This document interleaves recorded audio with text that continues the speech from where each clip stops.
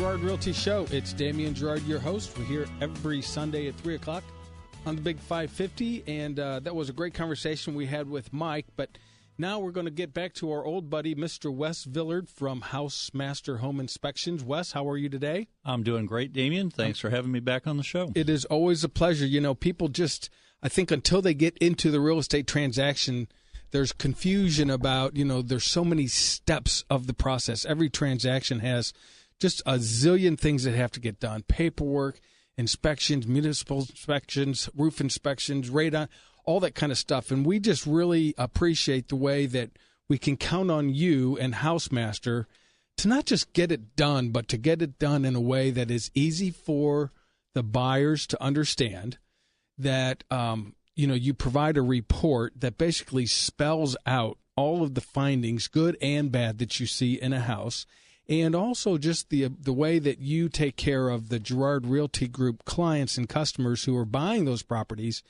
to make sure that they understand, you know, how to put everything in perspective, right?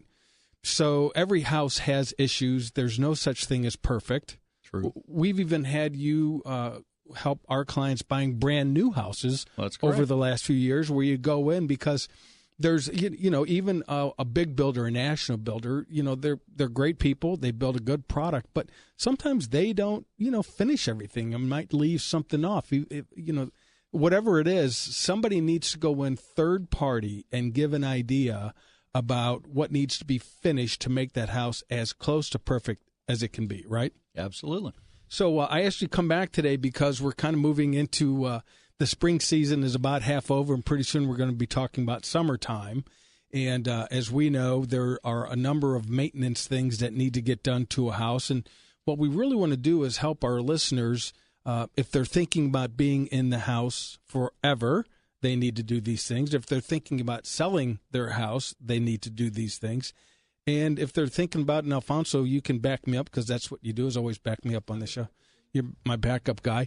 If you're thinking about buying a house, you might ask, you know, if the sellers have done these routine maintenance things. So anyway, I'm getting a little long in the tooth. I don't want to take all the time prepping the conversation as much as having it. So let's just talk a little bit about, you know, what items you think that we should be thinking about, just 2 or 3 things that people should be really thinking about now as far as getting their house ready for summer. Oh, absolutely. I think one of the biggest things I see is lack of insulation in the attics. If your house is over 30 or 40 years old, you pop your attic hatch, you take a look in there, and you can see your ceiling rafters, the 2-bys that your drywall is attached to.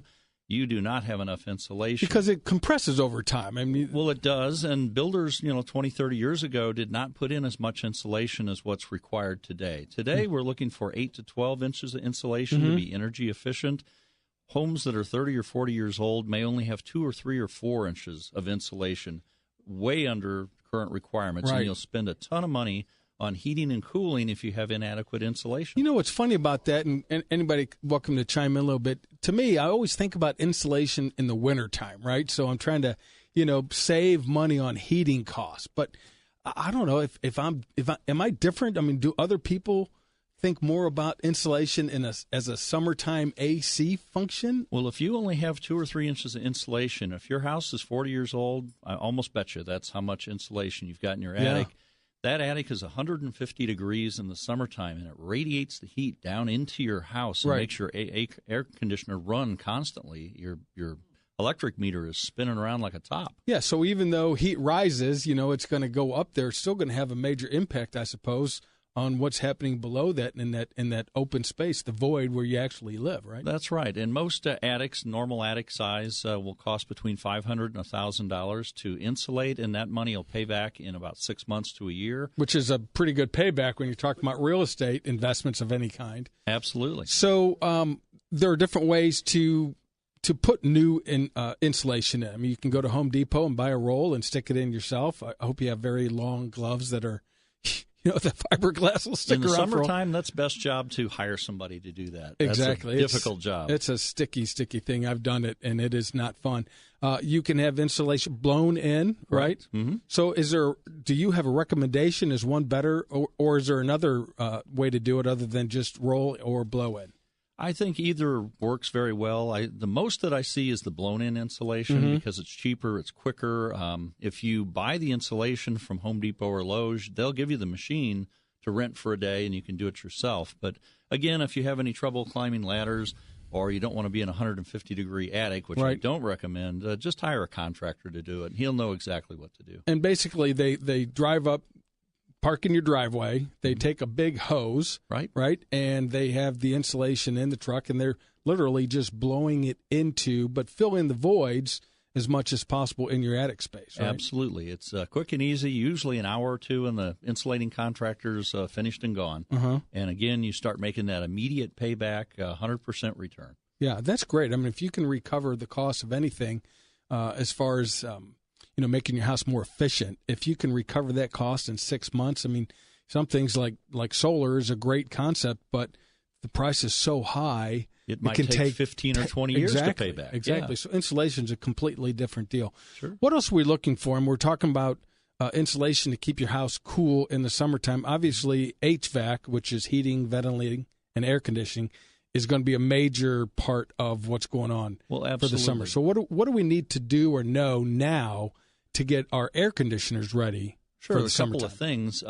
First, make sure that if you put a hood over it in the wintertime, take that hood off before you turn the air conditioner on. And you'd be surprised how many times I see the hood. So a cover, if you cover your unit out, which almost nobody does. Right. But I do see it once in a while, and they'll turn that air conditioner on and burn it up. Yeah, that would be bad. Yeah, for sure. Another simple thing a homeowner can do is look at the coils. That's the outside of your air conditioner. And this time of year, the cottonwood trees are sending all that cottonwood into the air, and the air conditioners pull that right into the coils, and it clogs the coils. The air conditioner is very inefficient if it has clogged coils. Because the coils is what allows the air to come in. That's what's shedding the heat. You block that space. That's right. Shields the heat, allows in cool air to be circulated. That's right. And if you're blocking those coils with trees, with grass, with limbs, bushes, with whatever's floating around in the air in the springtime, you want to get that stuff cleaned out. You do. And it's not hard to do. No, it's an easy thing for a homeowner. Just take a garden hose and spray the outside of those coils and push all that stuff out of the coils. And you might need a little wire brush or something, but it's real easy to do once a month during the summertime. Keep them clean. You'll keep your air conditioner more efficient, and you'll save money. And, of course, we're almost out of time as usual. We always run out of time when we're talking about these things, but we've only gotten two pieces, right? HVAC, heating and air conditioning in summertime, and insulation. I just want to make the point, insulation, we're looking for what's called an R factor. Right? And that's basically the amount of, it's a number. We're looking for what, R13 now? Well, R20? I think R13, 15 would be for walls. I think you'd want an R of 30, or again, about 8 to 12 inches of fiberglass insulation in your attic. Right. And another quick tip talking about your air conditioner is make sure that your humidifier, that's the one you use in the wintertime, to put moisture in the air, make sure your humidifier is turned off, because then you're battling your air conditioner. You're pumping moisture into the air while the air conditioner is trying to wring the moisture out. Right. And I do see about once a week this time of year, I see somebody have their air conditioner running and still have their humidifier on. Yeah, it just doesn't make sense. And you just, a couple of those things. So if you are listening today and you are just kind of trying to figure out how to manage your house, how to get the most efficient most efficient cooling in the summertime and save some money, where can they reach you, Wes? If they just want more information or some other tips? Sure. Give my office a call at 314-952-7007. There you go. So appreciate you coming in. As usual, if anyone has questions about how to prep your home for the coming summer months, call Wes Villhard at 314-952-7007, and he will help you get that figured out. Absolutely. Go to www.housemasterstl.com. Great. We appreciate you coming in. Stay tuned. We are going to take a break, but when we get back, we're going to have our favorite part of the hour because we're going to give stuff away. It's the Girard Realty Show Premium, coming right back.